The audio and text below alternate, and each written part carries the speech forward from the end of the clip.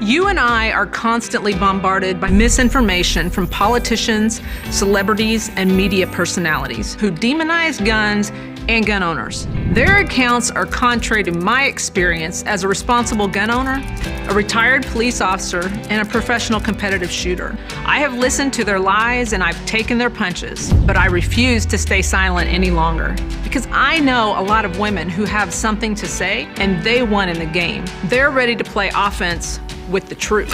The truth is, we all want the same thing: to protect ourselves, our families, and to be safe in our communities. The DC Project is a nationwide grassroots organization made up of women from every demographic. We come from all different walks of life, but we are united in preserving our Second Amendment rights. As we share our experiences, we push back against gun control lies and oppose those who demand our rights be restricted. As an immigrant from Venezuela, I saw how easy it was for freedom to die. My family and I watched tyranny destroy our home. In Venezuela, the media, celebrities, and politicians repeated the same anti-gun messages until people found it normal and acceptable to give up their freedoms. The reality is, none of it is normal or acceptable. Hungry and helpless, Venezuelans are now unable to protect themselves. Now, as a proud American, I am determined to guard against the same things happening here. We constantly hear about common sense gun control, like universal background checks, banning assault weapons, ghost guns, high-capacity magazines, and gun show loopholes. Every city that is facing massive crime waves have put these policies into place. Common sense tells me that they don't work. So why do people still believe the idea that those policies save lives? Actual common sense is holding criminals accountable, not letting them out of jail or encouraging them to be more confrontational. Common sense is not stealing the right of the American people to protect themselves. This is the message that America needs to hear. The DC Project works to reduce firearm accidents by campaigning for education in schools. We counter the false gun control lies by testifying in hearings and meeting our legislators. We equip our friends, our families, and our communities to know the truth. Gun owners are good people. America is a beacon of freedom. The Second Amendment is a vital piece in ensuring that our kids can have a free country to grow up in. We stand with the lawmakers who support the Constitution, and we provide armor from the attacks by the gun control lobby. Join the DC Project today. Become a member, donate, or subscribe to our newsletter for updates on how we educate, advocate, and preserve our Second Amendment rights for generations to come.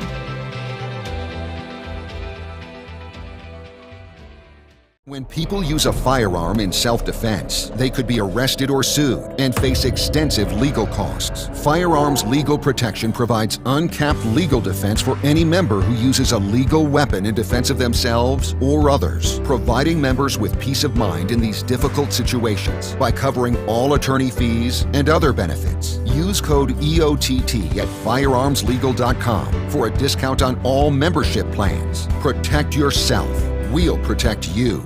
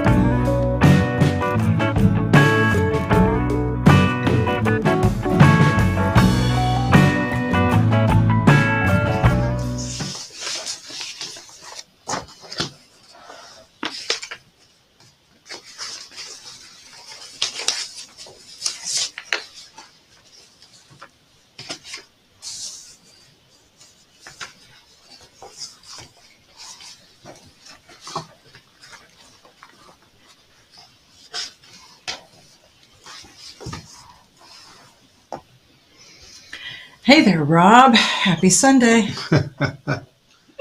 So, hey, I was sitting here and I was doing show prep and I was like, wow, what am I going to talk about in the intro stuff? What did I do shooting wise, gun wise? And then I was like, oh, yeah, I forgot. So I've done a few things in that period of time. How about you? What have you done? Anything? Actually, I got up this morning and loaded some bullets quick, and I had some guests over to shoot a little bit because they were thinking about buying a gun. Oh, well, look So at that. Okay. I let them try a couple different sizes and styles, and then made a more informed decision when they go to the gun shop at that point. Oh, there you go. So that's that's good. That is absolutely good. So I feel like I'm that song. I've been everywhere, man. You know, so I went with the DC Project to Tennessee because they were doing their red flag law special legislative session, and that was very interesting. We had a press conference. We put out a call because we needed constituents from the state of Tennessee. So the DC Project folks that are in the chain of command showed up, but we really were. We do not want to be like some of the red-shirted mommies and bus everyone in and make it look like it's from their state, and that's not really the purpose at all. We want, if we need to, we want to send in a couple people to support those that are in the state. And so basically, we ended up with 50 folks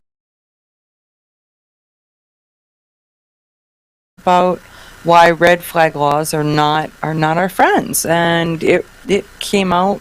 It was great. It's the general public. I don't believe is informed enough to know what's actually going on, but the media is firmly against you, and they think that red flag laws are a good deal. Well, the funny part, not haha funny, just weird funny, odd funny, is that we have done a good enough job of educating people that red flag laws are bad, that they're like, okay, we're not passing red flag laws. We're not passing red flag laws. We are passing extreme risk protection laws, which are red flag laws with a different name on them. Right. But we're not passing red flag laws because you guys have said red flag is bad. So extreme risk protection orders. So ERPOs are the term that you guys need to start listening for. That if you hear of an ERPO, the ERPO is different. Dan Wise always says about how they just change the wording a little bit to confuse you. And well, this is exactly that. So they're working on it in a manner to make it so that, oh yeah, you guys said this was bad. We're responding to your actions of that and addressing it.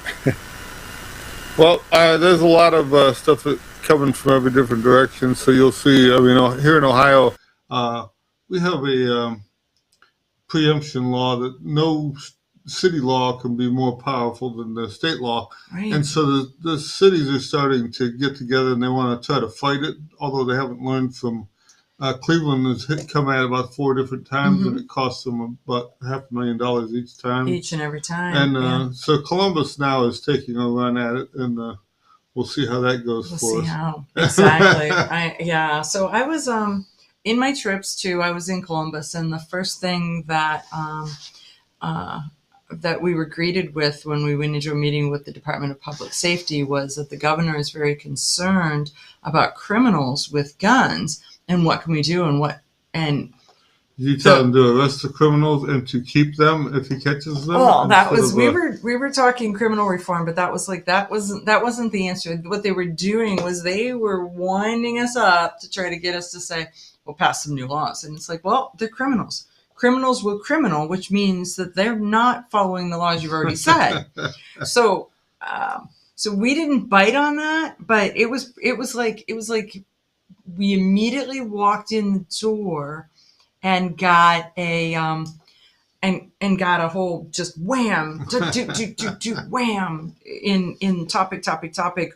We want to hit you hard with this so that you'll blink, nod, that kind of thing. But we didn't blink. Just saying, we didn't blink. So the president has a whole bunch of new stuff coming out too that he's gonna make you a criminal, like it or not. Yes. So one of our listeners is asking about the ATF new rules regarding gun shows. The gun show loophole. The funny part is, as the ATF is interpreting gun show loopholes, the thing that they said in their new interpretation is there is no such thing as a gun show loophole, because there is no special. They've been saying for years there's a gun show loophole, that gun dealers can come into gun shows and then they magically don't have to do any paperwork, and that's the loophole. And now they're going, no, dealers are required to do paperwork.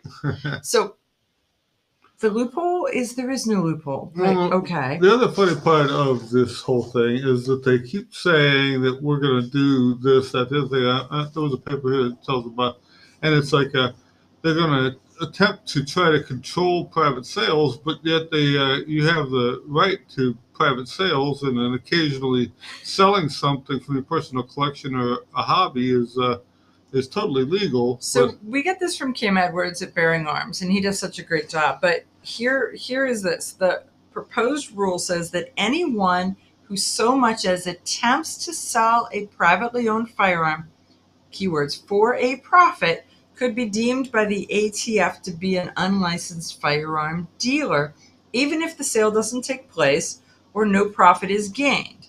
So if you try to sell it for a profit and they bargain with you and you come into where you sell it for exactly what they still can potentially come after you for that. Do they figure in your Bidenomics into this so that the markup is really plus the cost of living, right, and how devalued the dollar is, and so when you're selling it. I would be so depressed by the devalued dollar calculation that happens in the firearms purchasing. But in today's dollars, I paid $3,000 for this, and I need to sell it for $15,000 to make a profit. But I'm not really yeah. So, but the agency at the same time, in their things, are maintaining that gun owners won't be deemed engaged in the business of selling firearms if they only make an occasional sale to enhance a personal collection or for a hobby, or if the firearms they sell are in all or part of a personal collection. The thing is, the solution is just don't sell guns. I've seen part of the actual stuff that that President Biden had signed, and if you sell multiples of the same type of gun, so say you have like 3 Glocks and you're selling those, that makes you a dealer. Okay. If you sell a gun, no matter how old it is, in its original packaging, that makes you a dealer. Oh, not a collector with provenance and right? We'll just say it's just that as soon as it goes out in its original box and paperwork, then you're a dealer. Got it. Uh-oh. There was a lot of other things that made it so that you pretty much anything you tried to sell was going to make you a dealer. The other part of the news is that they have recently, I think, taken 122 FFLs away from shops and stuff like this. More. So if they're trying to force everyone to get an FFL, so they have to do these background checks and that, but yet they're taking them all away. How does this work in the end game, I wonder? You're going to all be standing in line for the same guy, like, sir, may I have a crust of bread, please? Crust, just a crust, right? Yeah. It is, it's interesting. So it really is a proposed rule that the ATF is going down.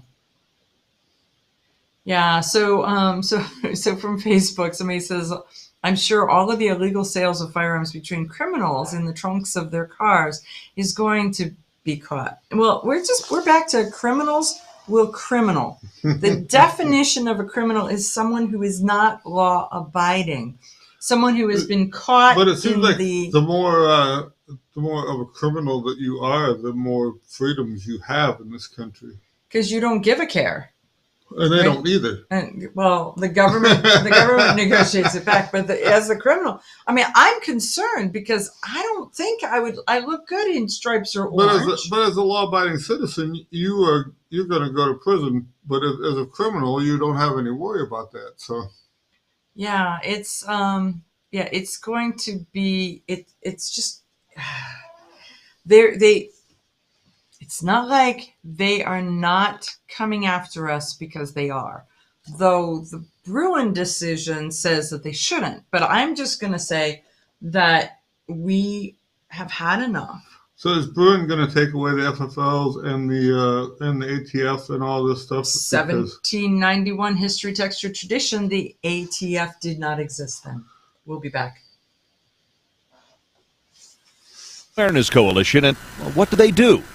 Realize Firearms Awareness Coalition is a not-for-profit group based in Portage County, registered as a 501c3 and organized to educate about the historical intent of the Second Amendment to the Constitution of the United States of America, to share knowledge, to enable citizens to accurately relate and defend aspects of the U.S. Constitution, to enhance public awareness and support for responsible gun ownership, and to emphasize firearms education for women who facilitate the transmittal of constitutional awareness and gun ownership to succeeding generations. How do they intend to do that? By talking to you all and having you talk back, by hosting educational summits and events. So tune in, listen, and participate. RealizeFAC.com. Your front door, your car, your gun. Safety is a habit. Gun safety and responsible storage are no different, and the best way to help prevent accidents, misuse, and theft. Cable locks help keep firearms secured. Learn how to get a free firearm safety kit. Visit projectchildsafe.org. If you have a firearm, own it, respect it, and secure it. Brought to you by the National Shooting Sports Foundation and the Bureau of Justice Assistance. Shotgun with Charlie. I'm Charlie Cook from Riding Shotgun with Charlie. Conversations in the car about gun safety, freedoms, and even a few laughs. Imagine you're in the back seat listening to an intimate chat with me and my passengers as we drive all around the country. Listen, watch, and subscribe to the Riding Shotgun with Charlie YouTube channel and podcast.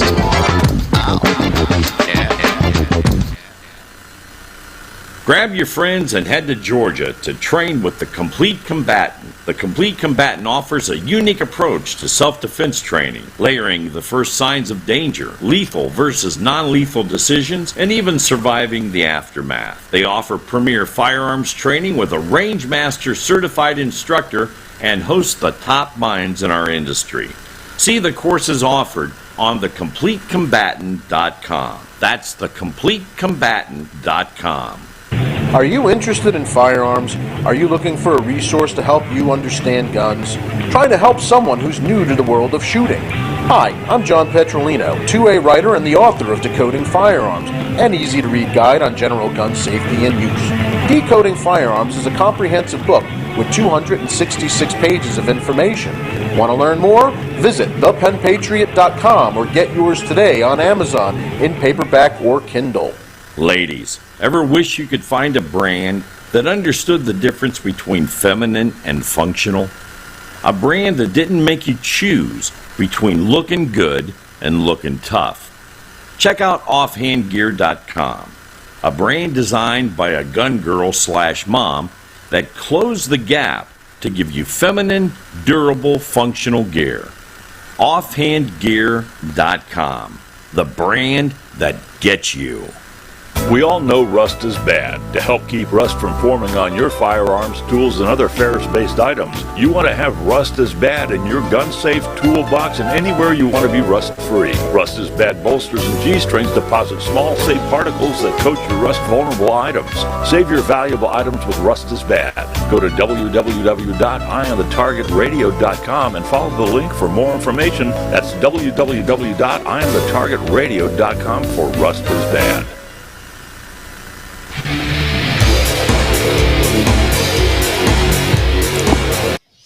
Okay, so we are back. So the ATF thing, though, that's where we ended. We were talking about that. I believe that in the end, they're not going to take away the ATF. But they're going to defang it, and so it's just going to be kind of like your pet snake, not really a snake. Well, the thing is a snake, but Hunter Biden's pretty much taken the need for 4473 away from us. There's no reason to have one. We're waiting for that to play through. It's supposed to, I think, this September 6th is when that goes to court. So, well, I know that they have. Delaware just requested to the Department of Justice something. I got you. There's a story somewhere. So Delaware requested. They're like, I'm not going to take this, so I'm going to get back to me. Yeah, it's kind of interesting, and I don't know. Times they are changing, I believe. I really. It's like, I can't wait. Next week, Saturday. This week's Saturday. There's not even a Saturday in between the Saturdays I'm talking about. This Saturday. Sorry, I feel like I'm counting weeks like a kid waiting for summer break to start, right? This Saturday, I am going to Dallas for the NRA's fall meeting. And so I'm diligently waiting to hear some of the report outs of what is happening and where it's happening and what we're doing. And, just so much stuff when they really start to fill you in, you're like, oh, that makes sense. And you're watching pieces, and all these pieces are just kind of like they've just, you're trying to figure out whether they dumped a Tony the Tiger puzzle on the table in front of you or whether they dumped the box of cornflakes, and you're never going to build the tiger out of that, right? I can't quite tell which one they've done. And so there's so many pieces, and some of the pieces are fitting together, and some of the pieces are just making piles of pieces. So not sure at all. But I'm pretty excited about that piece of it, and then we'll see what happens. Right. Well, so the ATF's in disarray. They're saying that they're not really in charge. That Biden is steering from the back of the bus. So Biden. So, I'm pretty sure that he can't steer his way into his slippers. Well, but he's the one that's delegating authority and telling them what they can and cannot do. So the what do they call it? The industry operations inspectors on site are not allowed to use their own judgment. They have to call into corporate. There's a harsh line now as to whether something is. With their zero tolerance policies, whether it's an infraction or it's an infraction. If it's an infraction or if it's an infraction, because in some cases it's not current stuff, it's old stuff. Right. Well, everything is they're all just looking at back records, so they don't stand there and watch you do something today. They just look at what's happened in your past, and it could be your past 2 years ago, 3 years ago, past, whatever that is. So yeah. So in addition to me being in Tennessee, then I was in Georgia, and you tell me that you haven't heard me talk any accolades at all about Brian Hill lately. Well, the funny part is when you go to Georgia and you don't come back with an accent either, so you pick up an accent in about 2 days. So I don't. I'm not sure. I don't think either one of them have accents. So, because I don't think that... I don't believe they're native Georgians. I don't think they're native Georgians. I think that they're transplanted Georgians. You would think you'd just pick one up at the gas station or down at the... Well, you're not wrong. You are not wrong. But then I was home for a little while, and then I went to Massachusetts. And I didn't pick up that accent either. Well, you have to watch because what's that new guy that's singing on the Billboard Top 100 or whatever with his bluegrass twang. Ooh. They say he doesn't have a bluegrass twang when he speaks, and so they're saying he's a fake now. He just puts that in there because that's how bluegrass he sings. That was the way he was trained to sing bluegrass, is that you can't hardly sing that without the twang. So I'm saying, yes. It's kind of like speaking French, where you're trying to speak it like a native. He's trying to sing bluegrass like a native. Well, it's funny when you listen, the English come here and sing rock and roll without an English accent. So how come they?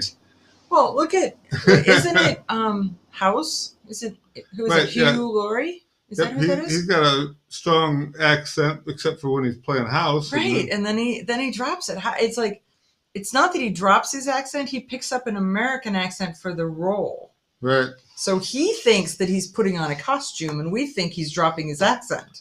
Right? So there's that. But no, so I was in Georgia. I saw Brian and Shelley Hill talked about, if you've not seen their image-based decisional drills, it is a program that I think is, in the training world, is probably one of the new greatest things to train your head. There's so many things to learn and so many different ways to learn it. And trying to decide what works for you or what works the best for you. I mean, we always say, go to a trainer, go to a couple trainers. Don't just get, this is my trainer and I never go anywhere else. Yeah. You don't know what you don't like until you meet that guy. Right. And everybody has that selection bias that says, I love my trainer because I picked my trainer. And then if you pick 3 or 4 of them, you're like, ooh, I love that one better than this one. Then you start to work past selection bias. But if you just have one, they're the greatest. Sort of like you just bought a truck. It's the best. You didn't compare it to all the other trucks. You said, ooh, this one's red and it's got 4 tires and a 4-wheel drive button. Ooh, I'll take it. I mean, so it is really that whole selection bias thing that comes into training and firearms training. So anyhow, it's Brian Hill, Shelley Hill, image-based decisional drills. Check that out, because it's very much well worth your time. We're actually talking to them. We're doing some work with Faster Saves Lives in School Safety.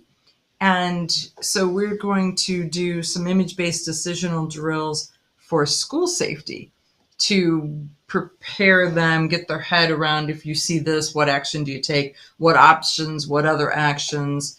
Because with all training, the first time you do it, it takes a long time. The second time, it's a little faster. The third time, and pretty soon you're like, oh, I know exactly what to do when I see this, whatever that is. And so that's our hope, is that we prepare people that when they see something. Introduction, the shotgun comes into play and does it Bingo. We'll be back right after this. Grab your friends and head to Georgia to train with the Complete Combatant. The Complete Combatant offers a unique approach to self-defense training, layering the first signs of danger, lethal versus non-lethal decisions, and even surviving the aftermath. They offer premier firearms training with a range master certified instructor and host the top minds in our industry. See the courses offered on thecompletecombatant.com. That's thecompletecombatant.com. Are you interested in firearms? Are you looking for a resource to help you understand guns? Trying to help someone who's new to the world of shooting? Hi, I'm John Petrolino, 2A writer and the author of Decoding Firearms, an easy-to-read guide on general gun safety and use. Decoding Firearms is a comprehensive book with 266 pages of information. Want to learn more? Visit thepenpatriot.com or get yours today on Amazon in paperback or Kindle. Okay, you ask yourself, who is this Realize Firearms Awareness Coalition, and what do they do? Realize Firearms Awareness Coalition is a not-for-profit group based in Portage County, registered as a 501c3 and organized to educate about the historical intent of the Second Amendment to the Constitution of the United States of America, to share knowledge, to enable citizens to accurately relate and defend aspects of the U.S. Constitution, to enhance public awareness and support for responsible gun ownership, and to emphasize firearms education for women who facilitate the transmittal of constitutional awareness and gun ownership to succeeding generations. How do they intend to do that? By talking to you all and having you talk back, by hosting educational summits and events. So tune in, listen, and participate. RealizeFAC.com. This is Cheryl Todd of Gun Freedom Radio, and I am proud to join Amanda Suffolcool and all the 50 women, one from each state, in our grassroots efforts to protect the Second Amendment as delegates of the DC Project. Grassroots organizations like the DC Project run on donations, so please consider donating to our GoFundMe/DC Project to keep the promise of freedom alive. Shotgun with Charlie. I'm Charlie Cook from Riding Shotgun with Charlie.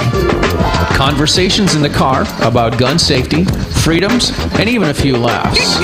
Imagine you're in the back seat listening to an intimate chat with me and my passengers as we drive all around the country. Listen, watch, and subscribe to the Riding Shotgun with Charlie YouTube channel and podcast.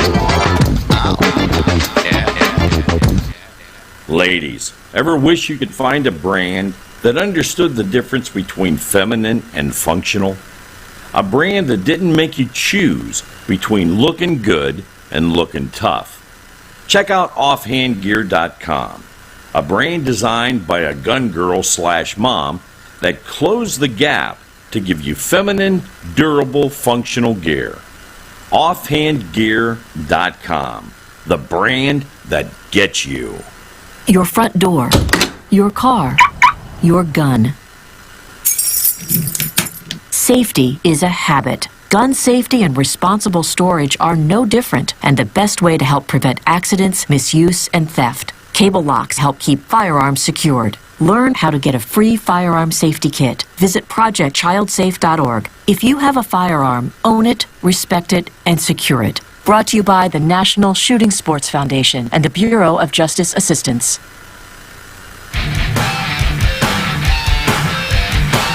We are back, and the Giffords Foundation has decided that they are creating an ad that says that when you kick it, just leave all your money to us, and if you do, we'll protect Fluffy. Well, the brilliant part of it is the fact that not only are they going to go up, help the grandkids, they're going to help Fluffy and right.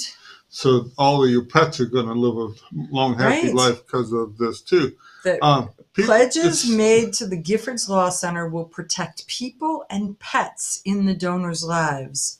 And you know that we're willing to spend way more money on pets than we are on people. So remember that time that the cougar jumped out.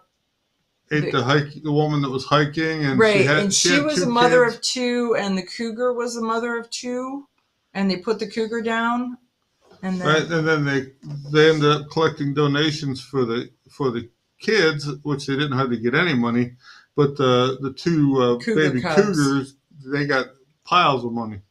Right.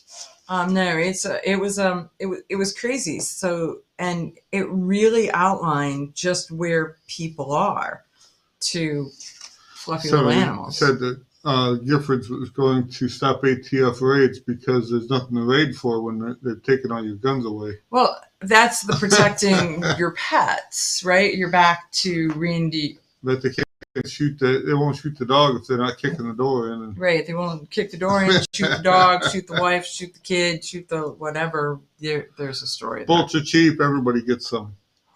There's a story there. Right. It's the Project for Safeguard the Pet, and they want you to make a donation, and they probably will be somewhat successful to some of the tree hugging anti-gunners. A lot of people don't want to leave the money to their bratty kids too, so they got to find someplace to put it. Well, they raise their bratty kids, right? But we go through that pendulum swing of I want everything to be better for my kids until finally the kids are too lazy to do anything, and then now it goes back to the fact that everybody has to work hard again to get back up to climate. There is that. There is absolutely that. Right? Got it. So you personally, Rob, you missed a great time in Massachusetts. And who would ever think that you'd have a 2A rousing good time in the state of Massachusetts? But we did. I seen they had sent some photos on Facebook of Charlie's car with everybody in there jumping around. It looked like a 70s show where they're all singing and dancing and stuff. We weren't quite the Partridge Family, but it was somewhat interesting. So what we did was came into Massachusetts, and GOAL, the Gun Owners Action League, which is the Massachusetts 2A organization. They had an event to talk about. Well, they're in the direct line of fire to talk about the fight that is coming to their front door, and it's HD 4420, I think is the number. Oh, sorry, I think that's the number. And I know, how can I forget numbers? Sometimes a new number comes in and the old number goes out. But so their bill has all of these restrictions in it as to what can happen in the state of Massachusetts now, and it's pretty darned ugly in that aspect. And so they're fighting against it, and they've got signage, and they're passing out stuff, and they're working, and they're speaking up, and they're getting active, and they are 4420 is the bill. They are to the point of they're so active that they have stickers that when we were driving around with Charlie's car, Carrie Ann O'Clair, who's the DC Project state leader for Massachusetts, would stop and pass out to the construction workers. And this is Massachusetts. There were a lot of them. That here's a sticker for your hard hat. Here's a sticker for your hard hat. So she was making gains one sticker at a time, and it was pretty cute. So we documented that. We were riding around.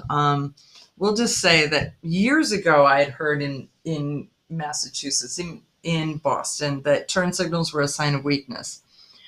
Parking lots and parking places also are, because I believe we double parked every place that we were at. I believe every place. So we were, us in a group, a van full of 2A folks, were the menace that was menacing Boston at that point. Because it was like, oh, we got to see this. Wait, we got to see that. Wait, can we wiggle in here? Nope, we'll just park like this. Put on our flashers and pretend like we're somebody important.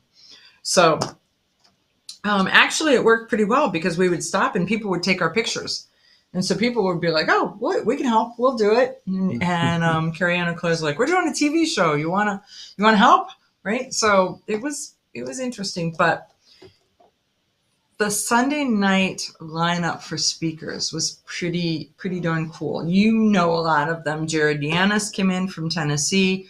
Patrick Collins came in from Georgia. Holly Sullivan came from Connecticut. I came from Ohio. Charlie Cook was there from Massachusetts.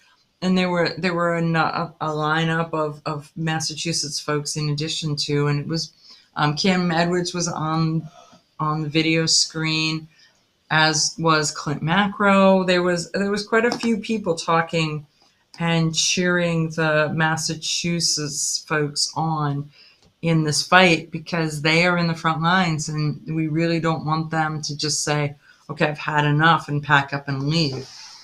I've been talking to Michigan folks, and there are many Michigan folks who are packing up and walking out. I think we're getting to the point where we're close to winning. So if they can hold out for a little longer, that between what they're doing and what Bruin is giving them to work with, I think that it's going to be good, but still on the horizon. It's still some work. There's no doubt about it. So it was pretty funny, because I went and I had a format for my speech, and and they were like, you can have 5 to 15 minutes, whatever you want there.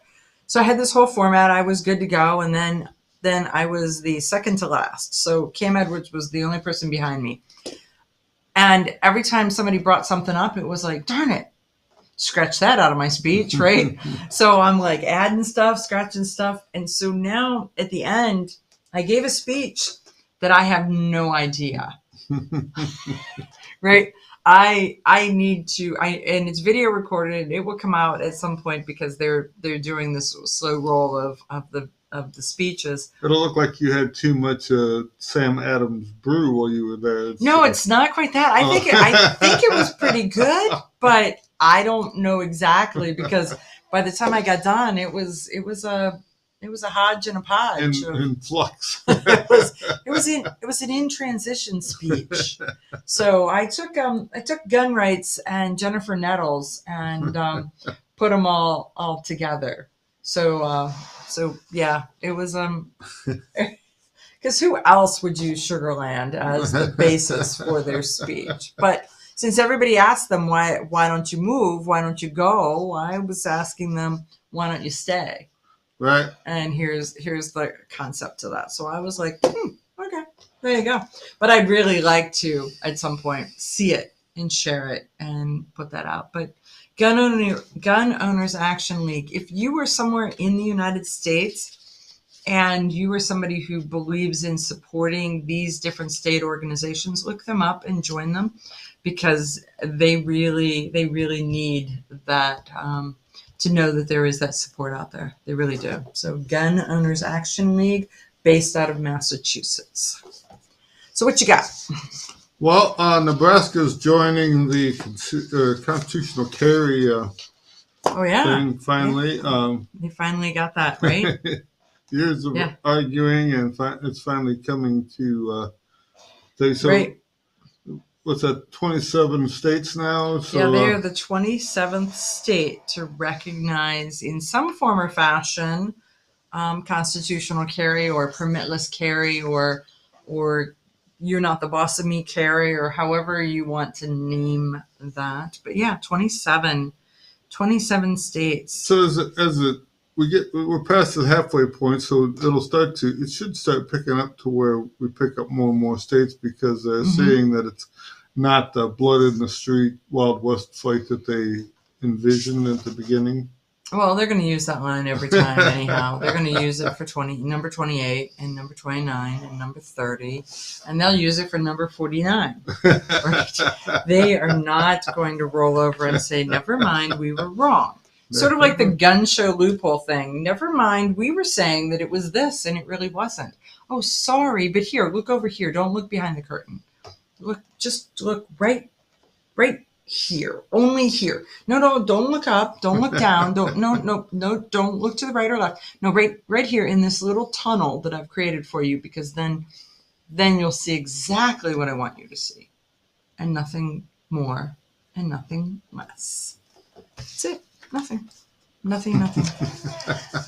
Number 27 states. Did I go down a rabbit hole there? Is that what I'm saying? But it's good that we're slowly gaining on them, like it or not. Right.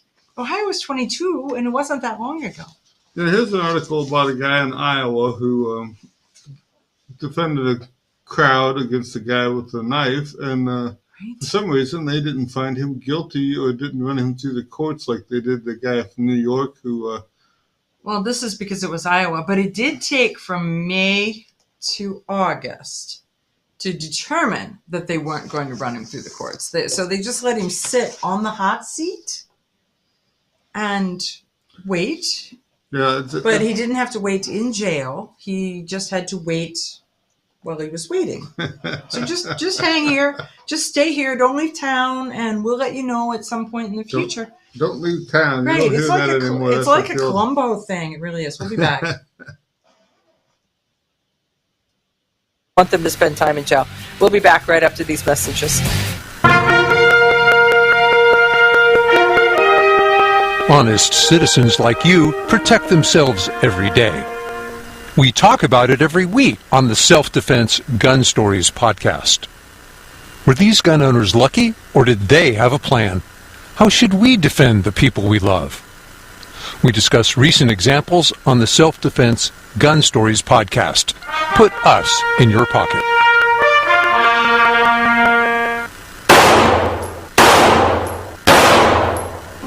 Hi, I'm Janelle Westrom, owner of Davenport Guns and Davenport Shooting Club. At At Davenport Guns, we do so much more than sell firearms. We advocate for increased personal safety and security, not just for you, but your whole family and community. Go to DavenportGuns.com to see our online inventory and browse videos, articles, and things we just find entertaining. Sign up for our newsletter to learn more. This is Cheryl Todd of Gun Freedom Radio, and I am proud to join Amanda Seppacool and all the 50 women, one from each state, in our grassroots efforts to protect the Second Amendment as delegates of the DC Project.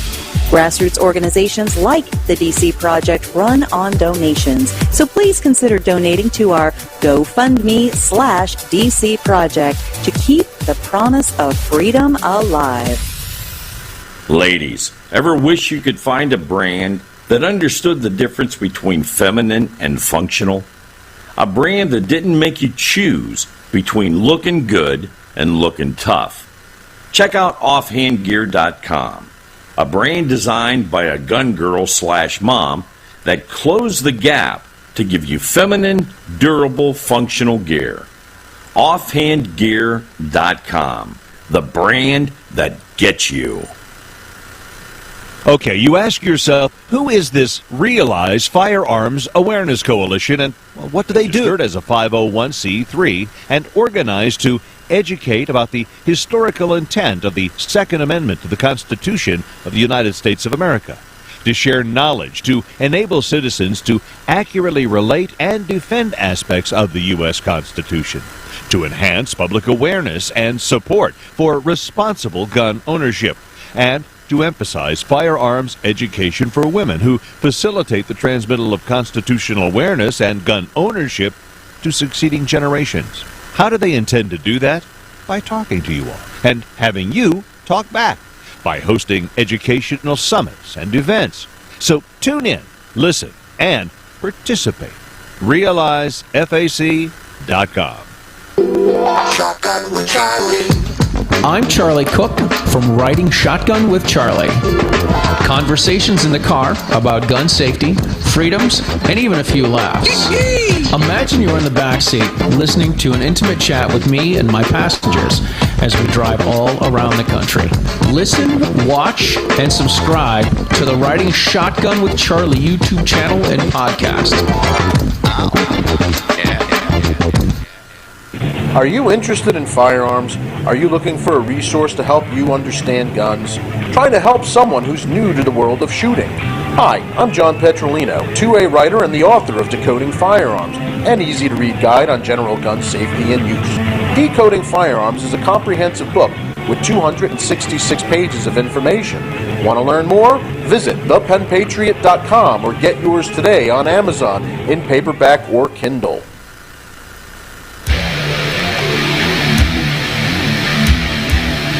Okay, we are back from the commercial break. So, Nebraska is now the 27th state with a shall issue license of some sort. So, concealed carry, constitutional carry, permitless carry, some derivative thereof. Right. It's good to see we're past the halfway point and taking back our rights across the country. Right, Pat. I mean, because we really only do have 50 states, not 57, and so we are more than halfway. But I firmly believe that they will say that there's still going to be the Wild Wild West and all of the other extremely negative comments and connotations to that when they get to the 40th state, well, it just helps 49th state. It just helps them with the uninformed as they try to draw a picture in their head. Because they're talking about that. They're talking specifically about that state, and so you'll have not heard it if you're not connected to have heard it, kind of thing. You know what I mean? You know, there's another interesting thing. They're saying that like crimes in the U.S., fewer than half get reported. And then fewer than like half of that actually get solved. So 75% of the criminals are successful. Right. When you really look at the data, 75%. So, I mean, if somebody came and robbed you, are you calling the police or are you calling your insurance company? Well, or you only call the police because your insurance company requires it, right? Because you don't have any hope and faith. But you know that the police aren't going to find the guy or your stuff, so it's Right. like, why bother spending the time on it? But there is. Yeah, it's funny they were saying that the local police, it's about 40% of the crimes are reported to the local police, and even like major crimes, the FBI only hears about 45% of them. So it's the rest of them, they just go home and. We'll get them next time. It seems that seems like a crazy number because insurance requires it, and everybody's using the insurance to cover them and make them whole. If they have insurance, or some of the stuff. Okay. There's some nefarious activities that go on, and the criminals prey on the group. So they're as long as they don't get caught, then there's no real penalties. You know what I mean? Because this guy was already breaking the law when the criminal moved in. He can't have to go to the police and tell them that somebody stole my drugs or my money. Well, there is. Okay. Right? Yeah. So there's a spot in there where it's as long as you live through the encounter, you're good to go. You just walk away. Yeah. You're like, okay, got it. Yeah. So yeah. So we've got a social media comment back, and I'm not sure I fully understand it. It says, more than anything, Illinois is the U.S. Supreme Court's first case that will most concerned because the Illinois state has been violating multiple things on the federal level and the state constitution.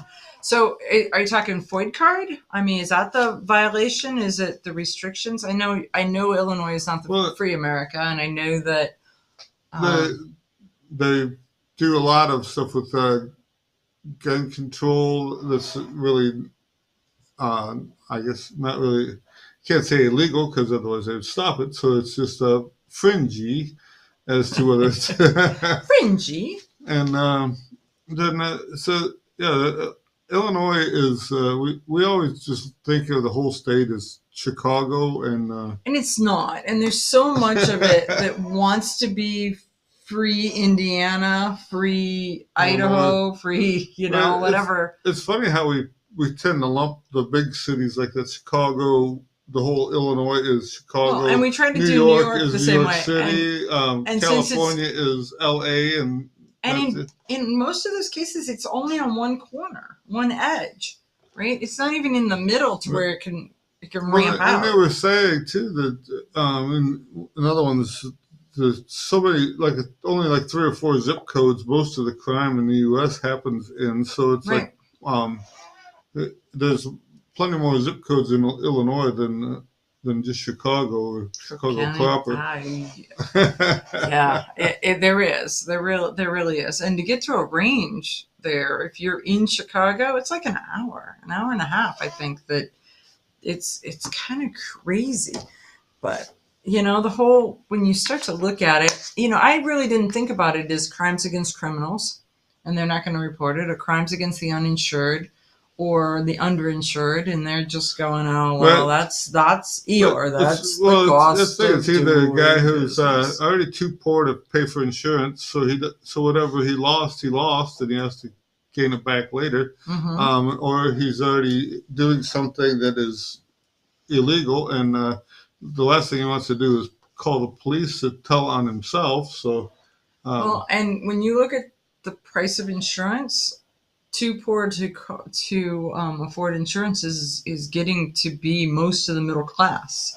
I mean, where they're making a decision. I was watching a special, and they were talking to Floridians about whether they could get insurance for their houses or not. And in some cases, their insurance is so much that every 10 years they could pay for their house. So where do they take the chance? Do they say, well, once every 10 years, I could put just my money in the bank instead of paying it. But yeah, I'm sure Maui's going to run into this, where they'll find out that most of those people had no insurance. Yeah, I mean, because it's gonna not be pretty. Absolutely not be pretty at all. So yeah, got it. So what else you got? Let's talk about. Well, it's mainly just about gun stuff. I don't know if you're interested at all. I'm not interested in any of the gun stuff. Well, this is an interesting thing. Is this Dr. John Lott article, and it's like an honest debate about gun violence statistics. And this Ryan Petty wrote it, and he was like, he's had conversations with Dr. John Lott, and the anti-gunners do not like John Lott, detest John Lott. Well, because he has facts and can prove what he has to say, and it doesn't line up with what they have to say. Oh man, and he makes so much, and he will debate, and he will discuss, and he will roll out. And he's got such a nimble mind that he's like looking at the different things. And he's not, sometimes when you're trying to have a conversation with somebody, they are so invested in being right that they're not really invested in the data or the response. It's their stance, whatever that is. And I will say whatever I have to do to be right. And Dr. John Lott is like, hadn't thought of it like that. Let me look at that, or let me search for the data, or let me do this. And the antis dislike him so much that you heard about the time that they invited him to come and be the commencement speaker for an online school that they were bringing all the students in. So they had him come in, and they gave him an opportunity in front of the empty chairs to practice his speech, test out everything, make sure it was all good. And then they used that recording. So they really weren't hiring him to do that. They were hiring him to get a recording of him speaking to these empty chairs so that they could say, these are all the dead students that his gun policies have killed. And really, it's probably just all the brain dead students that the public school system has sent into their system. Well, there's that, but they committed to hiring him. They committed to his travel. They committed to all the stuff.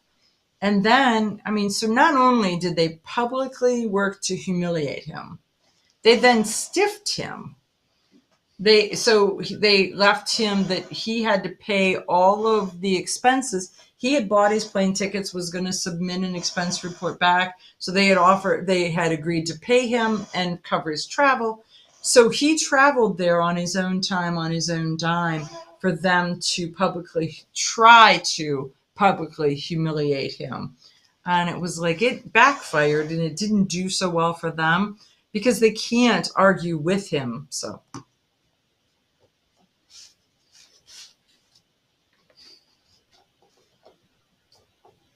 Coalition is a not-for-profit group based in Portage County, registered as a 501c3 and organized to educate about the historical intent of the Second Amendment to the Constitution of the United States of America, to share knowledge to enable citizens to accurately relate and defend aspects of the U.S. Constitution, to enhance public awareness and support for responsible gun ownership, and to emphasize firearms education for women who facilitate the transmittal of constitutional awareness and gun ownership to succeeding generations. How do they intend to do that? By talking to you all and having you talk back, by hosting educational summits and events. So tune in, listen, and participate. RealizeFAC.com.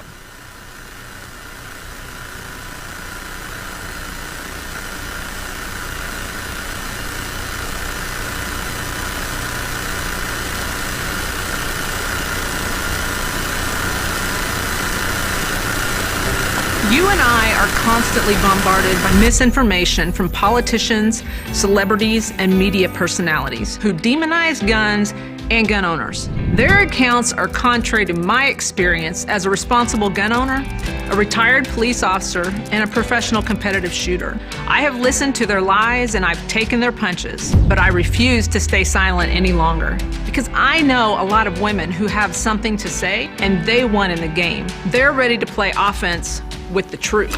The truth is, we all want the same thing: to protect ourselves, our families, and to be safe in our communities. The DC Project is a nationwide grassroots organization made up of women from every demographic. We come from all different walks of life, but we are united in preserving our Second Amendment rights. As we share our experiences, we push back against gun control lies and oppose those who demand our rights be restricted. As an immigrant from Venezuela, I saw how easy it was for freedom to die. My family and I watched tyranny destroy our home. In Venezuela, the media, celebrities, and politicians repeated the same anti-gun messages until people found it normal and acceptable to give up their freedoms. The reality is, none of it is normal or acceptable.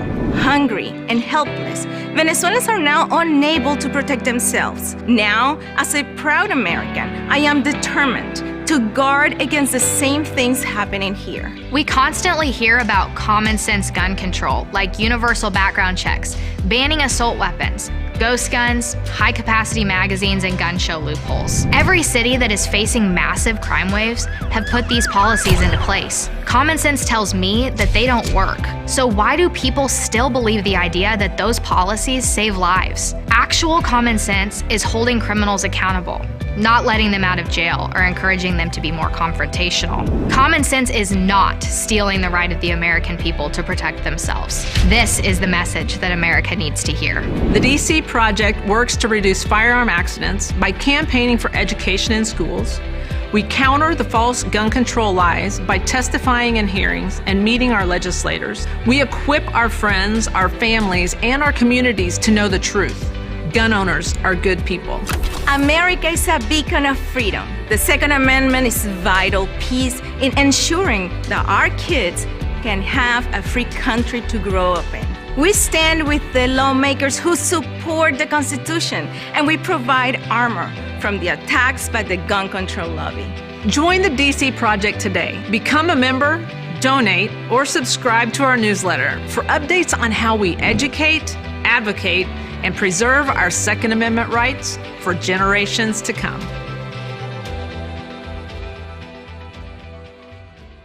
When people use a firearm in self-defense, they could be arrested or sued and face extensive legal costs. Firearms Legal Protection provides uncapped legal defense for any member who uses a legal weapon in defense of themselves or others, providing members with peace of mind in these difficult situations by covering all attorney fees and other benefits. Use code EOTT at firearmslegal.com for a discount on all membership plans. Protect yourself. We'll protect you.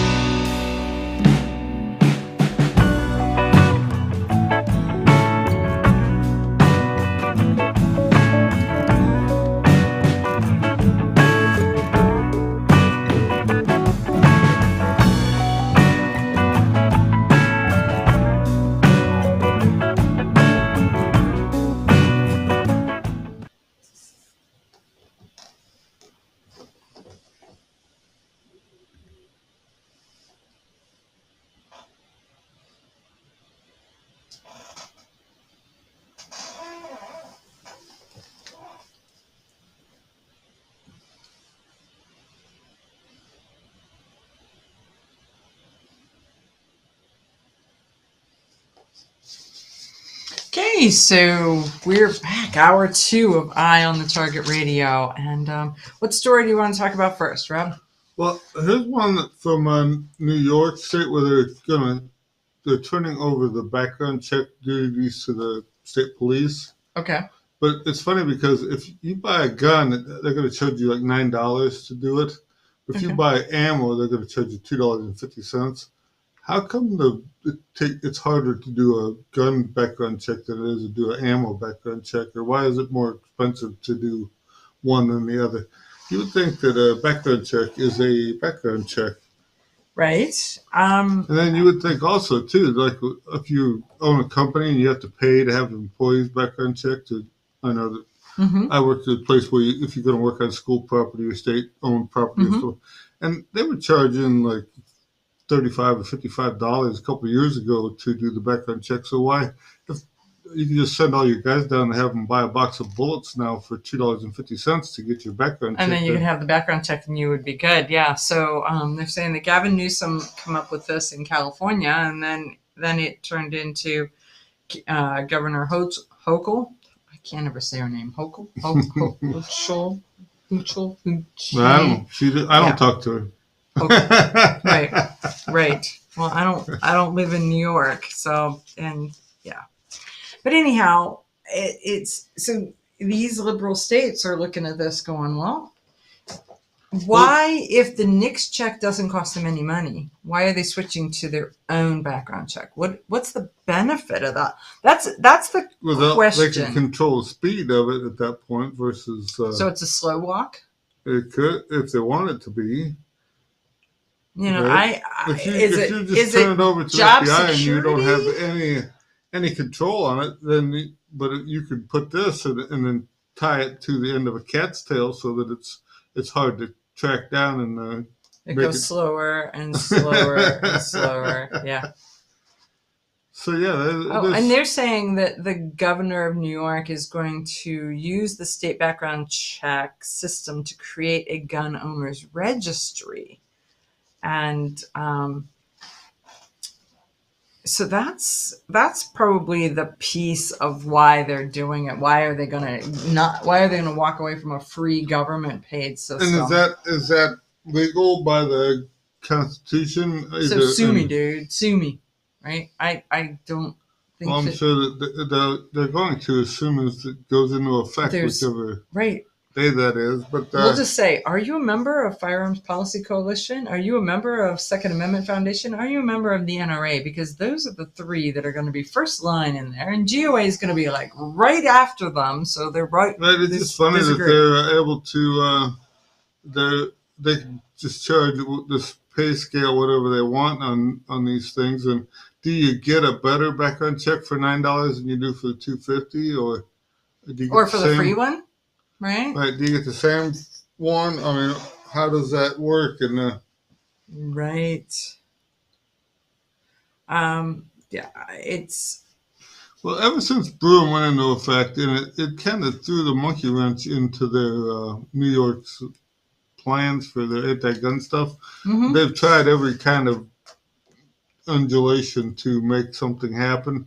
This is just the newest step in that particular. Well, it's an interesting thing, and we probably ought to have either Matt Mallory, who does Meet the Pressers, or Dan Waz, who does the Loaded Mic, and they're both New York State residents and fully vested. This article actually mentions Mallory's name and that he's public safety and health. Right. So he works. He wears a uniform. We'll just say he wears a uniform. The other part that's funny about this, instead of them telling you that you need to talk to Inspector whatever Gadget, they give you an agent number to keep their anonymity alive, and that way then you can you just have to call and ask for Agent 320 or something instead of. Well, that's because you'd be really torqued if you found out Agent 320 was your neighbor. But the thing is they're not allowed to keep the guy at the FFL secret. So why is it that they are allowed to keep the backside of this secret? I don't think they're allowed. I got questions. I got so many questions. I don't think they're allowed to do a lot of things. Yeah, so if you guys are near, Kingston, New York, there's going to be a safe shooting sport complex. There's a strike and shoot event for gun owners to express their disapproval. And that is going to be September 13th at 10 Kiefer Lane in Kingston, New York. So there you go. So look at Safe Shoot at the Safe Shoot facility. And that's what they're going to do. Strike and shoot.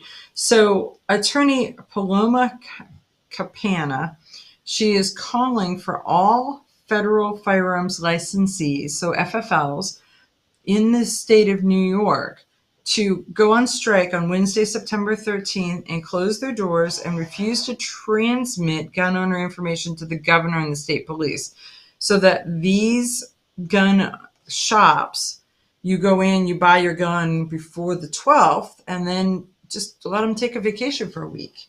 All of them. If all the gun shops got to take a vacation for a week, if they could afford to take a vacation for a week, that's the problem, is that there's not a lot of money in being a gun store owner. Right. And so they live pretty close to the vest in that whole, I've got money, I don't have money, I can pay my car payment, all of that kind of thing. And so what Paloma Capana is calling for makes sense, but in all probability, it's not able to be done. Right. It's not probable. Just, yeah. Anyhow, that's that. It's sad. It is absolutely sad. You're watching what's happening in Massachusetts, what's happening in New York, what's happening in Colorado, what's happening in California. And it really is the most important thing to figure out how to support these organizations who are supporting these people in these states, because it is just, it is like the alligator death roll. They know they're losing. And because of that, they are just trying to throw more and more laws at the wall to see what sticks. Yeah, it's just sad. So between now and the 12th, go support your local gun shop. Give them as much money as you can afford to give them so that they can afford to stand up and be strong a little bit. Yes, Warsaw Patriot says that New York State used to be the pinnacle of freedom.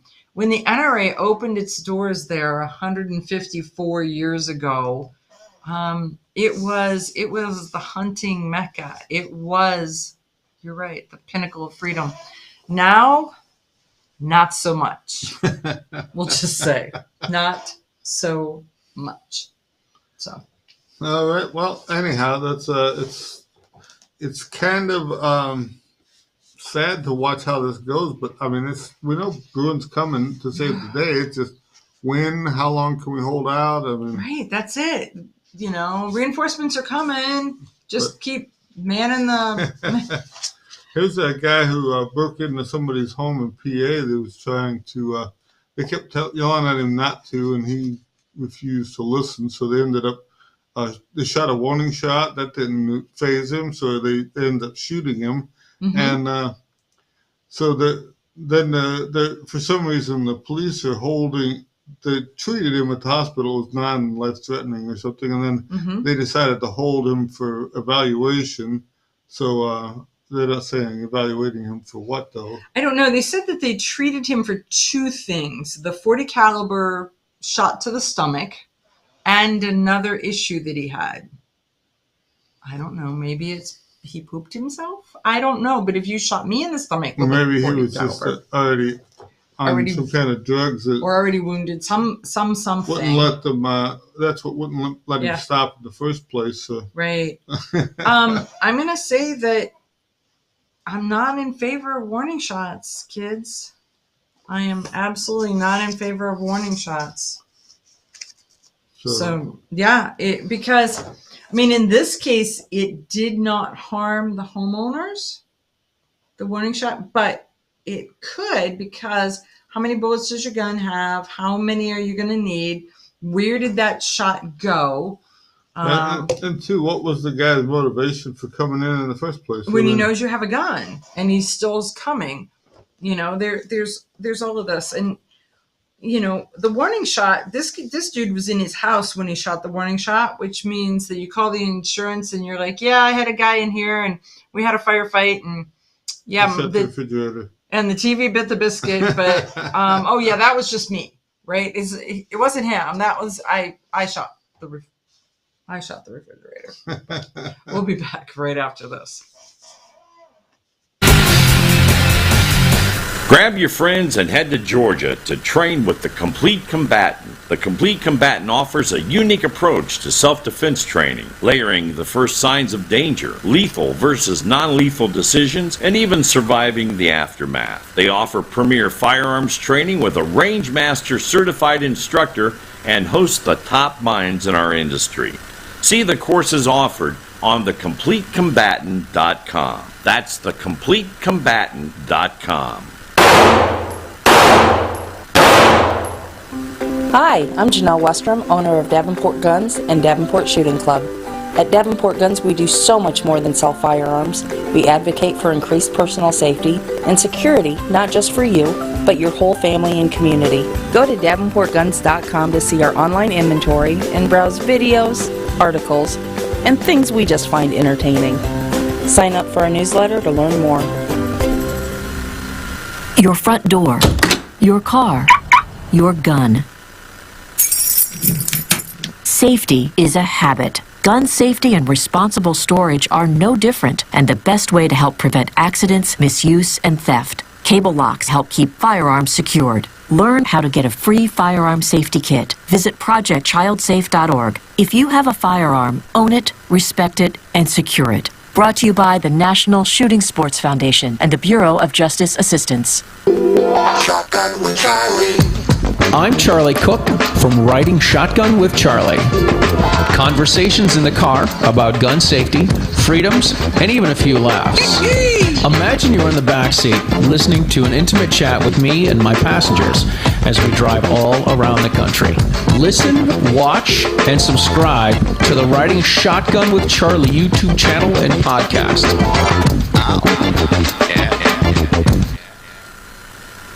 This is Cheryl Todd of Gun Freedom Radio, and I am proud to join Amanda Seppacool and all the 50 women, one from each state, in our grassroots efforts to protect the Second Amendment as delegates of the DC Project.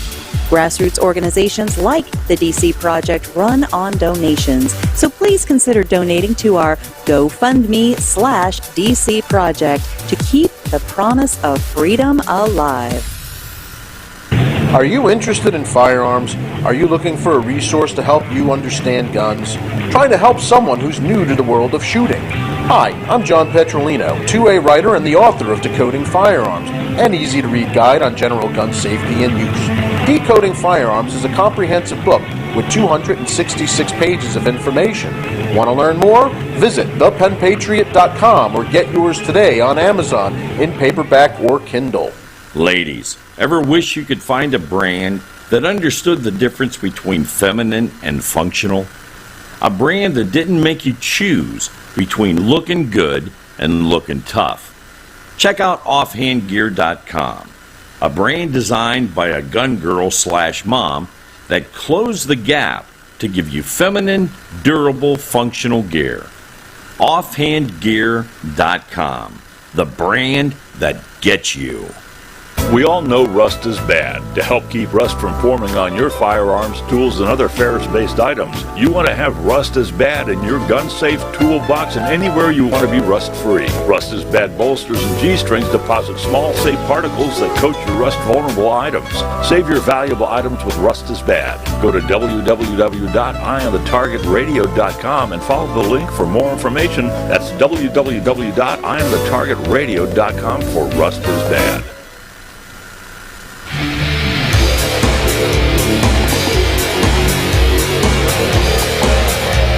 Okay, so we are back. We've updated on the TV show. We've updated a few of the pictures from the recent trips that I made. But you're not in any of them because where were you? Look at that. Right. So here's a funny story from the NRA saying that when they start taking these polls about are you a gun owner, Mm-hmm. that the people tend to lie. The closer they are to a large shooting event, the more people say they don't have a gun. Well, so they're saying that their numbers could be skewed anywhere from 18 to 86%. 18 to 86%. So, they have taught us over the years that you do not report out that you have a firearm because they're coming to get them. How many guns you got? We're coming to get them. They said they started asking in some of the polls in 1972, the Gallup poll. Yep. And they said that it pretty much stays around 43% of the households say that they have a gun.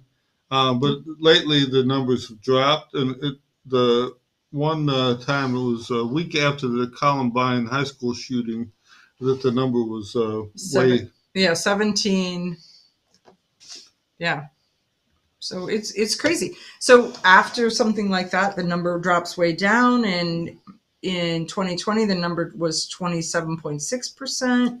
Well, they're saying too that if they go by now, there's more single-person households than there was in the 70s, so that changes the dynamic. Well, it does change it because if you have one gun in the house and there's two of you, when they ask you, do you have a gun? Who owns the gun? Do you say, oh, it's his gun or her gun, or do you say, yes, I have a gun? It's like, do you have a car? You have a family car. You have a family gun. So, yeah. Somebody says that I lost all of mine in a boating accident. And I am going to say that if it's time to lose it in a boating accident, it's time to have them. We'll just leave that to your imagination why you should have them. But yes, it's really kind of crazy, though, because we have been trained by the anti-gunners that it is none your business that we have a gun or not. And we're just not going to tell you how many we've got. If you tell them you have one, then all of a sudden now they turn it around and make you a criminal, even though you're not a criminal. I mean, they can pretty much tell by the number of people who have concealed carry licenses that number is creeping up because there's more and more people who are applying for those. Well, some of the states give you these constitutional carry laws that kind of shut them in the foot from being able to count the heads because a lot of people decided they didn't need to travel anywhere with it. They're just going to get carried around home, so they don't bother to get a license. So they're not going state to state. So they're not, because constitutional carry does not carry from state to state. So if your state has constitutional carry, you can't go to the neighboring state. It's limited. It's all the same constitution. Why is it that it doesn't apply? It's states' rights. It's not federal rights. So that it's that piece of it. They need to see how that works and make it so it works for like your driver's license. It would be fabulous if we had a pro-gun conservative president. But so far, even if we have a conservative president, they're not really pro-gun. Right. So there has not really been a rah-rah one. If you are, say you got to be president. If I got to be president, right, that would be scary. That would be so scary. There's a spot where you have to look at baby steps instead of just all of a sudden I'm just wiping this off the table and we're going. Well, that's sort of what Tom King said about Bruin was the fact that if we were talking, because I was asking him, I think the NFA is going to go away based on 1791 history, text, and tradition. And he was like, the United States is not ready for the NFA to go away. So it'll be neutered. They'll pull out pieces of it, but they will not just take it away because the left will gnash their teeth and bang their head against the wall. Right, but it's the kind of thing is, otherwise not much else will change. I mean, it's the people who want them got them, and the people who don't want them don't got them and can't afford them. So but it's the kind of thing that if too much change causes chaos, and so they almost have to dole it out in these little slow erosion of, or I guess it's not an erosion at that point. It'll be a slow rollback. Rollback, sort of like a controlled rollback that would allow, especially if they outline it so that we're going to go to this point here, then 2 years this point, and then to this point. Right. Then people know it's coming or something. And they have faith in it. It's sort of like when a storm comes through and washes the beach away, and then the sea just slowly puts the beach back. We're in the beach back mode right now, right? We're getting our beach back. It's going to be all good and bright and sunny, and yeah, something like that. Yeah, something like that. Now and then there may be another storm that just comes and rustles things up. But Kyle Rittenhouse is back in the news, and they still hate him. They hate him. Well, here's what I think there's two things that he's got going. One is that he's just back in the news, and the other is that he's starting some kind of a Texas-based 2A group. Yes. So he and two other people are starting like a 501c3 that is there for firearms and gun rights. And yet the left had to color him as a bad guy because the criminals really were just going to beat him soundly. It probably wouldn't have killed you, dude. So you should have just taken the beating, right? I mean, it was that kind of press. Probably wouldn't have killed you. Is that taking one for the team? It probably wouldn't have killed you. That getting hit about the head and shoulders with a skateboard. You probably would have been fine, right? No, that's not how that works. Right? That's funny. Well, but that's where they're at. And so they have been brainwashing the little kiddies at school. And so now the little kiddies are actually writing op-eds that say the Rittenhouse needs to be stopped. It's a student op-ed says Rittenhouse needs to be stopped. Stop doing what? Breathing? Living? This yeah, I mean, it would be interesting if you asked the student. He probably doesn't have any idea what he even said about it. He was coached the whole way. Somebody team wrote it, and he's there. So one of our listeners says, we have enough 2A groups. They bleed off money from one another. I think they each fill a different niche. That's kind of, I think it's good. We'll be back. Georgia to train with the Complete Combatant. The Complete Combatant offers a unique approach to self-defense training, layering the first signs of danger, lethal versus non-lethal decisions, and even surviving the aftermath. They offer premier firearms training with a range master certified instructor and host the top minds in our industry. See the courses offered on thecompletecombatant.com. That's thecompletecombatant.com. Are you interested in firearms? Are you looking for a resource to help you understand guns? Trying to help someone who's new to the world of shooting? Hi, I'm John Petrolino, 2A writer and the author of Decoding Firearms, an easy-to-read guide on general gun safety and use. Decoding Firearms is a comprehensive book with 266 pages of information. Want to learn more? Visit thepenpatriot.com or get yours today on Amazon in paperback or Kindle. Okay, you ask yourself, who is this Realize Firearms Awareness Coalition, and what do they do? Realize Firearms Awareness Coalition is a not-for-profit group based in Portage County, registered as a 501c3, and organized to educate about the historical intent of the Second Amendment to the Constitution of the United States of America, to share knowledge, to enable citizens to accurately relate and defend aspects of the U.S. Constitution, to enhance public awareness and support for responsible gun ownership, and to emphasize firearms education for women who facilitate the transmittal of constitutional awareness and gun ownership to succeeding generations. How do they intend to do that? By talking to you all and having you talk back, by hosting educational summits and events. So tune in, listen, and participate. RealizeFAC.com. Ladies, ever wish you could find a brand that understood the difference between feminine and functional? A brand that didn't make you choose between looking good and looking tough. Check out offhandgear.com. a brand designed by a gun girl / mom that closed the gap to give you feminine, durable, functional gear. Offhandgear.com, the brand that gets you.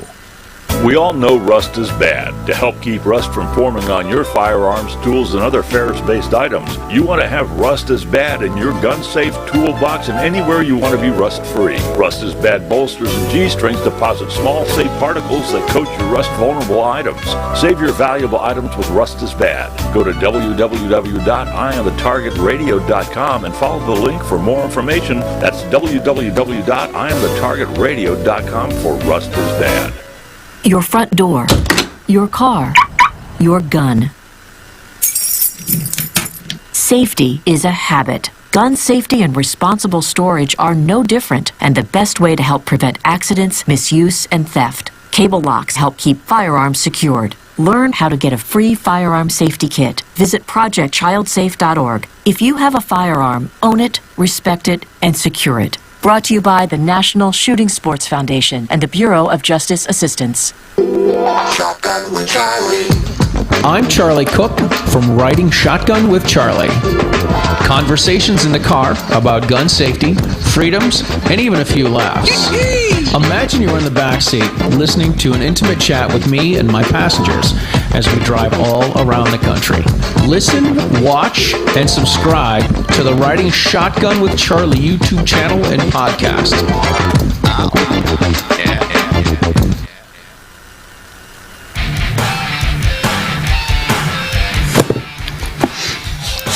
Okay, folks, we are back. I have to say, I have officially pulled the trigger on a full-size 9mm firearm. Surprise, surprise, surprise. I have been talking about it for a while. Now you just have to wait for it to come in, huh? Now I have to wait for it to come in. I knew exactly what I wanted, but every time there's a spot where you go to buy something, and I think that the shock of the purchase sometimes is what holds you back, and then later you don't remember that.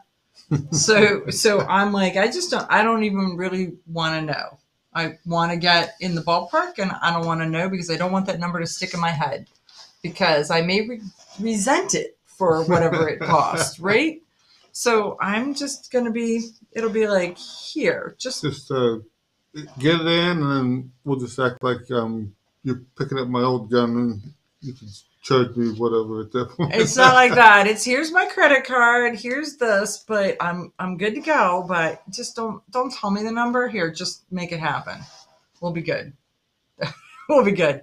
So, and then once I get it, I'll tell you all about it. But I'm fairly excited about the fact that I finally decided to pull the trigger on a full-size 9mm. You know, it's funny is if you have a couple of them, trying to decide what features you want or need or something. It's a lot harder than if you just say, I need a pistol. I need one, and it's like, this was nice, I'll buy this, and then next week it's I'll buy that, and next week I'll buy this, and then. Well, I'm gonna go. I have also decided that I know what my next gun's gonna be. My next gun is gonna be an HK VP9 with red dot with optics.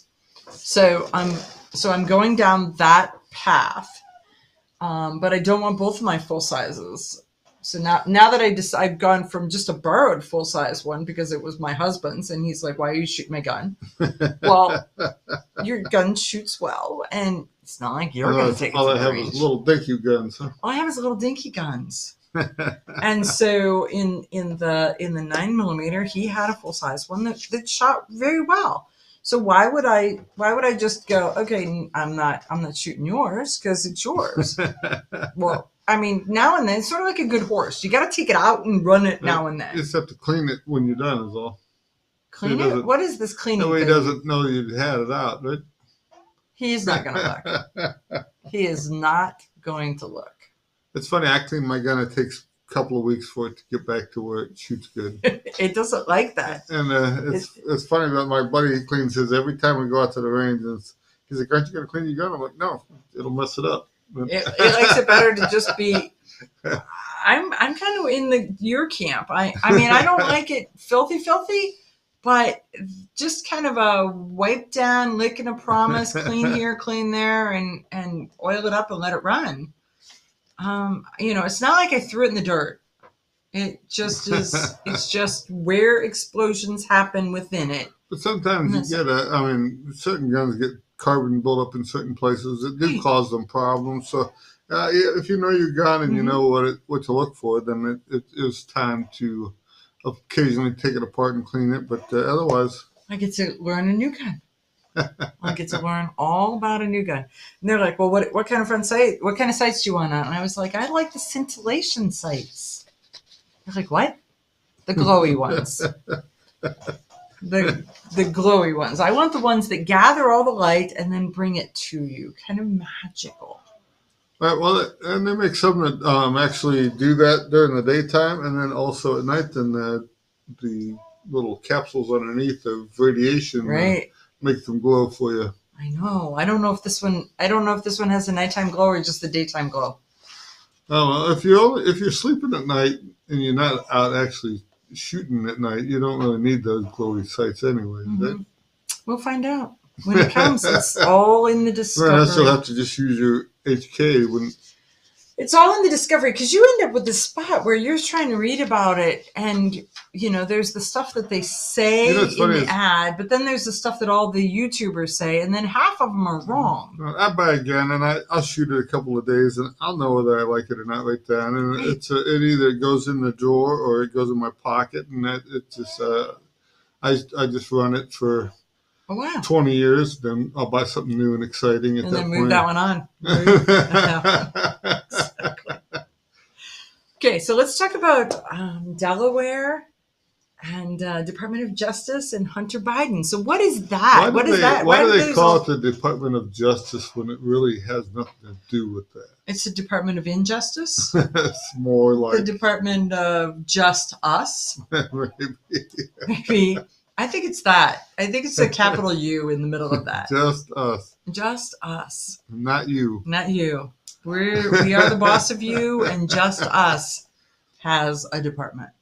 No, the judge wants to look at this court case with Hunter Biden, where his I don't know if it was his sister-in-law or something threw his gun away. So it was his sister. It was his sister-in-law girlfriend. Yeah, that one. Well, they're saying Haley Biden discarded Hunter's gun. So it's I don't know exactly who Haley is, but the brother Bo's wife and the brother Hunter's new. So instead of them just taking the gun to the police department and getting rid of it, or taking it to the gun shop and selling it, or trading it in, or something through the normal channel, she wrapped it in a bag and threw it away in the grocery store parking lot, trash can, across the street from the high school, I guess. And since she too had some sort of Secret Service protection, they're saying the Secret Service was on the scene watching them do all this stuff at the time they did it. Imagine. But the Secret Service and the ATF have refused to answer any of the Freedom of Information Act about where they were at and what they were doing. Right. So, and they're citing privacy interests. I want to know which other political figure gets privacy.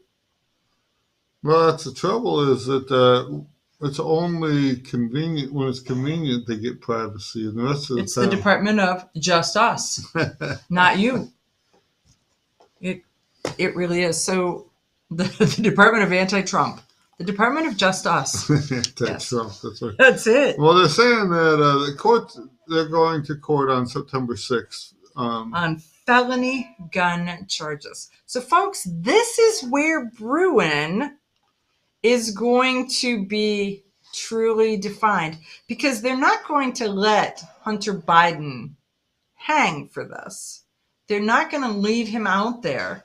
So, which means that the 4473 question of, are you an illegal drug user or habitual drug user is not a moot point, because Bruin said so. They're going to use that as much as they can. Right. So So, though Joe Biden is anti-gun and wants to take away all your guns, Hunter Biden is going to help us push the Bruin case further and further and further. Yeah. But that's the thing is, so they'll eventually null and void the 4473 form. So when you go in, I don't see that you're going to need to fill that out or be truthful on it if you do fill it out. It's going to be just fine to lie because Hunter said so.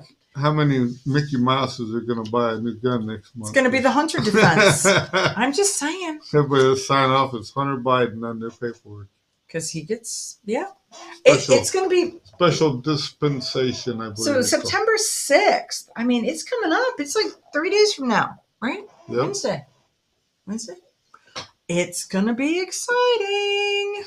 I can't wait to be at the NRA's fall meeting on Saturday to hear from Tom King from New York State Rifle and Pistol about this. Well, they keep telling us that there's a two-tier justice system, and you see it more and more every day as they're doing this stuff. And so, I mean, Hunter Biden is going to be on one side of this tier, and you're going to be on the other side. The Department of Just Us. I think I need a T-shirt. Of Just Us. Of Just Us. The Department of Just Us. Right. Great. So, I don't know. It's going to be interesting. We're going to say, watch this space, because on the 6th. You know, you get that, though, of other, you're seeing different governors, that they're slow walking things, different mayors of cities and that are either making it so that they don't do any of the, like they just ignore that freedom of information stuff, or they just don't answer any questions or any of this stuff. It's how come we only hear about it when it's a Republican and not when it's Democrats? And here's another one that's saying that there's continually slow walking these concealed carry permits through their system. Because Massachusetts, Boston, that too is somebody who does not like freedom. They're saying they're making them wait for fingerprints and up to 6 months for that. So why? What takes so long with fingerprints, especially now that everything is all electronic? Right. In the old days, where they used to put the ink on and roll your finger, and then somebody'd have to read the card, right? Right. No. Yeah, now it's all electronic. The machine knows who you are in seconds, and right. Did you know? I'm trying to think of what the guy's name was. I just read a post about the 2 guys that were in prison, that their names were Will and William something or other, and they looked remarkably the same. They had the same name. They were in the same prison. They looked very much similar. They were then the same height and the same weight and the same, and that's when they finally decided that they could only tell them apart, because the only real unique thing was their fingerprints. It was really interesting. They say you have 6 doppelgangers. One of like a 1 and a 2 on their belly, like that. Like star-bellied sneeches? Yes. Something like that. We'll be back. Right after this, we'll talk about Boston. Hi, I'm Janelle Westrom, owner of Davenport Guns and Davenport Shooting Club. At Davenport Guns, we do so much more than sell firearms. We advocate for increased personal safety and security, not just for you, but your whole family and community. Go to davenportguns.com to see our online inventory and browse videos, articles, and things we just find entertaining. Sign up for our newsletter to learn more. This is Cheryl Todd of Gun Freedom Radio, and I am proud to join Amanda Seppacool and all the 50 women, one from each state, in our grassroots efforts to protect the Second Amendment as delegates of the DC Project. Grassroots organizations like the DC Project run on donations, so please consider donating to our GoFundMe/DC Project to keep the promise of freedom alive. Ladies, ever wish you could find a brand that understood the difference between feminine and functional? A brand that didn't make you choose between looking good and looking tough. Check out offhandgear.com, a brand designed by a gun girl / mom that closed the gap to give you feminine, durable, functional gear. Offhandgear.com, the brand that gets you. We all know rust is bad. To help keep rust from forming on your firearms, tools, and other ferrous-based items, you want to have Rust is Bad in your gun-safe toolbox and anywhere you want to be rust-free. Rust is Bad bolsters and G-strings deposit small, safe particles that coat your rust-vulnerable items. Save your valuable items with Rust is Bad. Go to www.eyeonthetargetradio.com and follow the link for more information. That's www.eyeonthetargetradio.com for Rust is Bad. Okay, you ask yourself, who is this Realize Firearms Awareness Coalition and what do they do? Realize Firearms Awareness Coalition is a not-for-profit group based in Portage County, registered as a 501c3 and organized to educate about the historical intent of the Second Amendment to the Constitution of the United States of America, to share knowledge, to enable citizens to accurately relate and defend aspects of the U.S. Constitution, to enhance public awareness and support for responsible gun ownership, and to emphasize firearms education for women who facilitate the transmittal of constitutional awareness and gun ownership to succeeding generations. How do they intend to do that? By talking to you all and having you talk back, by hosting educational summits and events. So tune in, listen, and participate. RealizeFAC.com. Your front door, your car, your gun. Safety is a habit. Gun safety and responsible storage are no different, and the best way to help prevent accidents, misuse, and theft. Cable locks help keep firearms secured. Learn how to get a free firearm safety kit. Visit projectchildsafe.org. If you have a firearm, own it, respect it, and secure it. Brought to you by the National Shooting Sports Foundation and the Bureau of Justice Assistance. Grab your friends and head to Georgia to train with the Complete Combatant. The Complete Combatant offers a unique approach to self-defense training, layering the first signs of danger, lethal versus non-lethal decisions, and even surviving the aftermath. They offer premier firearms training with a range master certified instructor and host the top minds in our industry. See the courses offered on thecompletecombatant.com. That's thecompletecombatant.com.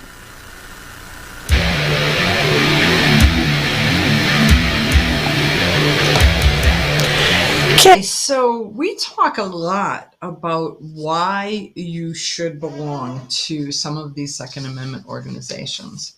And the ones that I believe you ought to belong to are the ones that I belong to. Well, but there's local ones in everyone's neighborhood. So belong to your state organization, yeah. Right, and, Okay. and that's going to be different for everybody. Every state organization. Yep. But do your research, make sure that they are an official state organization and not just somebody who's... There's a couple that they're no compromise, and not that no compromise is bad, but talk to other folks to find out whether there is some room, because in a lot of cases you gain ground slowly. As it took you a while to lose it, you gain it back slowly, and so it's not just this fly to the wall kind of thing. And if it is, what happens is you give up opportunities to gain ground because it's not perfect. So the enemy of progress is perfection. And so but I say belong to the NRA, belong to Second Amendment Foundation, belong to Gun Owners of America, Firearms Policy Coalition, belong to your state organizations. Those are the folks that you are seeing in the news over and over and over again, fighting for your rights and making a huge difference. So today in the news, the Second Amendment Foundation, so SAF.org, and oh, by the way, their lifetime membership is $150. It's probably the best bargain that there is out there. So SAF.org, they filed a lawsuit in U.S. District Court against the entire town of Boston.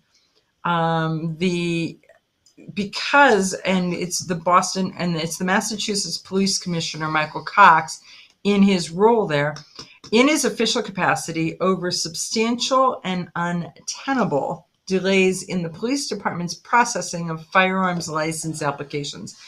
And so we've talked to people who say that we live in free America and they don't, but that some are issued their permits because they can have a collecting gun, or there's different reasons why they get a permit and what those permits are. But according to the lawsuit, at the start of the COVID pandemic in March of 2020, the licensing unit stopped processing applications for firearms ID cards or licenses to carry. And then when the operations were finally resumed, there was this backlog. Surprise, surprise, because people didn't stop having a need, but the stack got bigger and bigger. And it's thousands. It's absolutely thousands. And it's taken them months to start to clear that. The state law says that it's a maximum of 40 days that they have to make this application and to make a determination. And so they made people wait for months on a wait list. So the answer to how they could do this without violating state law was they wouldn't take your application. You got to get on the list to be the super secret list, to be on the list before they could say, okay, your clock starts now. So that's crazy. And it's crazy. So SAF is doing something about it. And so, we had talked to Alan at one of the shows one time, and he was saying that he had, at that time, I think 32 lawsuits going at one time. I want to hear how many he's got now. I don't know, but he said in 1972, when he started that, he didn't expect in his lifetime to have 32 lawsuits total, let alone at one time. Running one time, and I think it's even more. Yeah. And but yeah, I mean, he's got a lot of area to cover. I mean, I could see there's different things about different areas here where he's. Well, it's 50 plus lawsuits that are active right now by Second Amendment Foundation, 50 plus. So in 2021, Second Amendment Foundation had sued Boston, the Boston police, and they agreed to mediation. The case was settled in mediation. The wait list was to be eliminated in October of 2021. And however, right now, the licensing unit is back to its same old, this is an Alan Gottlieb quote, is back to its same old foot dragging, making people wait for months to begin the application process. As a result, we're back in court to make the department comply with the law. So they are joined by the Firearms Policy Coalition, the Commonwealth Second Amendment, for private citizens, and represented by Jensen and Associates. And that's kind of interesting. I mean, that's probably, so we need a t-shirt that says the Department of Justice, and then we need one that says a right delayed is a right denied. We're tired of waiting. We are tired of waiting. And we mean it. We mean it now. We absolutely mean it. They probably don't care, though. No. They don't seem like they care anyhow. They don't. I mean, if the fact that they went to mediation and promised to do something and then immediately forgot. Oh, sorry, I forgot. I forgot that we said that. I forgot that the federal mediator, told us to do this and we agreed to it. I forgot that I was a man of my word, because I'm not. All of those forgots. I forgot. It's great. It's funny until you're on the list. Well, you're not even on the list. You're on the list to be on the list. So you're on you're waiting to get on the list. It's funny how they can manipulate that. Well, that's something they learned from the VA. Remember, the VA was like the clock started ticking, so we wouldn't take your application to start the clock ticking. So yeah, and that's another pile of bull pucky. Right. I mean, they put a timeline on there for a reason. And to figure out how to shorten that, go around it. Some heads should roll. people should lose their jobs for this type of thing. And Congress But then they ought to would do have something. to find them another cushy job or make them a job. You know how bureaucrats work. I think they should off with his head. Off with his head. Off another crack of cheese. It is. Yes. X. Like Absolutely. I say, if we spent more time on refurbing an electric chair than an electric car, we'd be in better shape.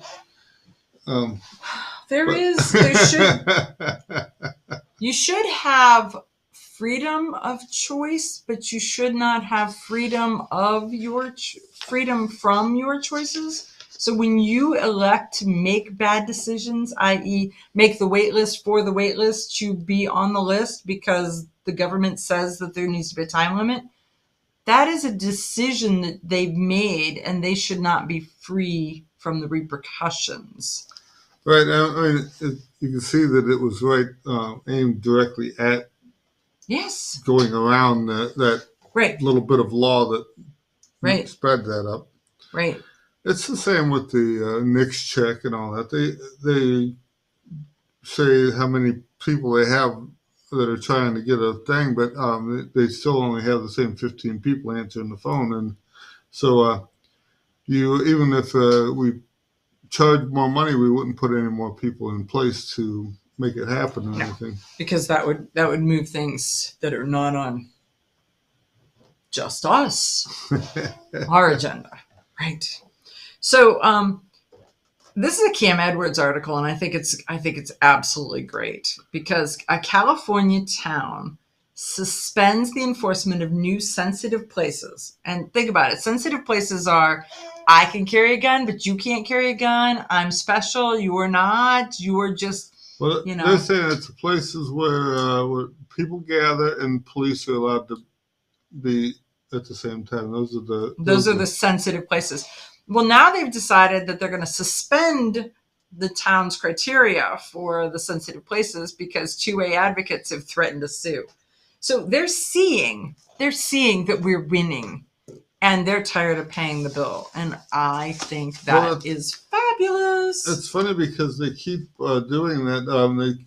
As soon as we win, they change the name, like sensitive places or whatever. That's it. We'll see you next week.